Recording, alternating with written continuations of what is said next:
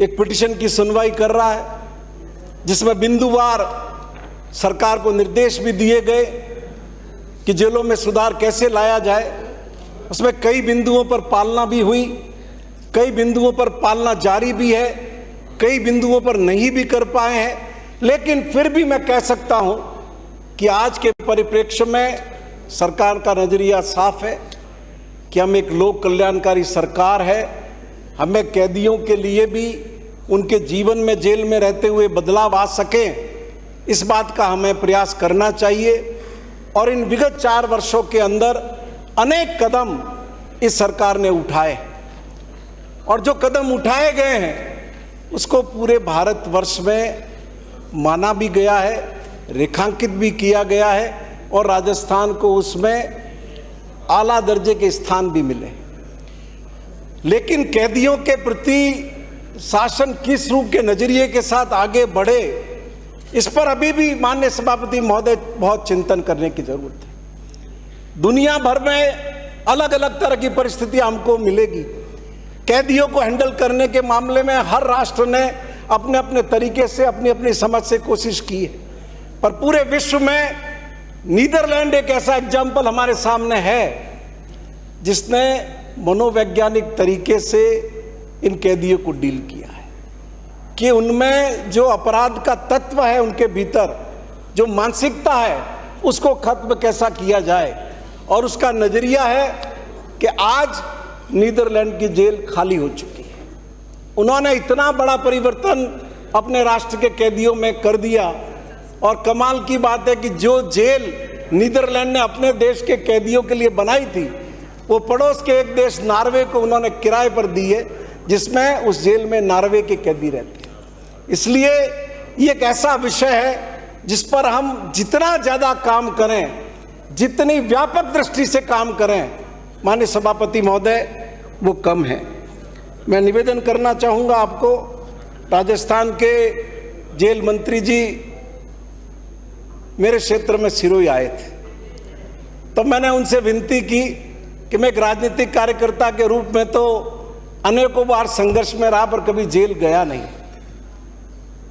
Jail committee का आपने मुझे सदस्य जरूर बना रखा है, पर कभी मुझे मीटिंग में बुलाते नहीं हैं। कभी किसी तरह के, आपकी केंद्र में सरकार है, आप तो पीछे पड़े हुए ही हो, भेजोगे तो चला जाऊंगा वहां पर, कोई दिक्कत वाली बात नहीं। माननीय सदस्य प्लीज कंटिन्यू। मैं तो अपनी बात कर रहा हूँ, आप कंटिन्यू करें, आप कंटिन्यू करें कल भी।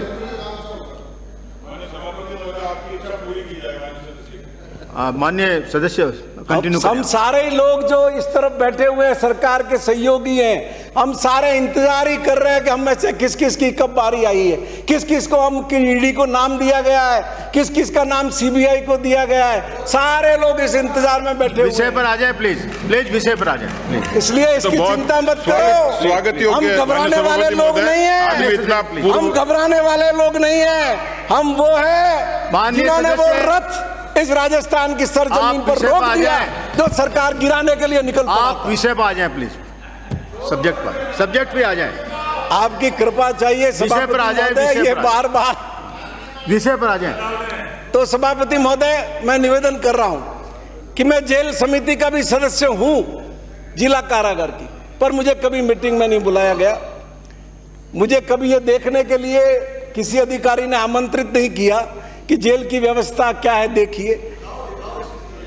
आबू रोड की जेल के बारे में जब मुझे कैदियों के परिवार की तरफ से कभी सूचना मिली, तब भी मैं बेबस था कि मैं उन लोगों के लिए कुछ नहीं कर सकता था।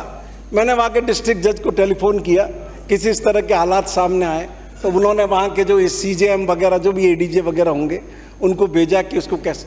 तो मैं निवेदन कर रहा था कि जेल मंत्री जी जब सिरोही आए तो मैंने इनसे प्रार्थना की कि आप चलिए, आए हुए हैं यहाँ, जेल देख लेते हैं।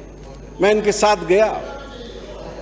सबसे दारुण दृश्य जो मैंने देखा, और मंत्री जी खुद साथ थे, ये क्या पंचायत है भाई, आई एम सॉरी। आप इस दोनों ही पक्षों से निवेदन है कि कृपया माननीय सदस्य को बोलने दें, बीच में डिस्टर्ब नहीं करें, इधर वाले भी और इधर वाले। तो सभापति महोदय, मैं निवेदन कर रहा था मंत्री जी के खुद के सामने, उन कैदियों का वो दारुण दृश्य सामने आया कि जो 2-2 साल से उन कैदियों की अंडर ट्रायल है, उनकी पेशी नहीं हुई, उनको पेशी तक पे कोर्ट में नहीं ले जाया गया। आप अंदाजा लगाइए, हम कितना ही दावा करें कि हम ये सुधार कर रहे हैं, वो कर रहे हैं, जमीन पर हालात क्या है। ऐसे करोड़ों लाखों कैदी सड़ रहे हैं। जिस अपराध में उनको बुक किया गया है, संभव है उसी अपराध के मामले में जितनी अवधि की